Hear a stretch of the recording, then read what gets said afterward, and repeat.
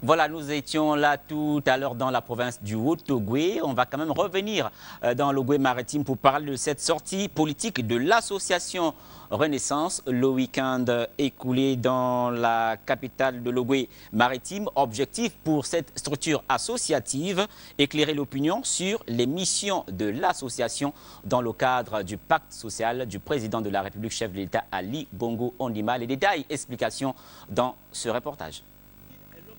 De l'écotourisme. Il est en contact avec le touriste pour les merveilles de la nature.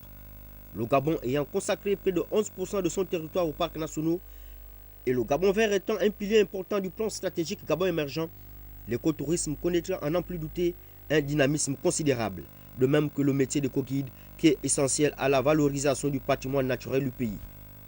Un éco-guide est un professionnel du tourisme qui est chargé d'accompagner des visiteurs dans le milieu naturel afin de leur permettre de comprendre les enjeux des milieux, que ce soit au niveau naturel mais aussi au niveau culturel.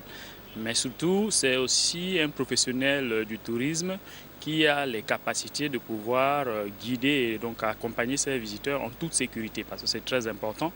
Nous parlons ici des habitats forestiers et c'est des habitats où on peut être en proie à un certain nombre de difficultés si on n'a pas été correctement formé.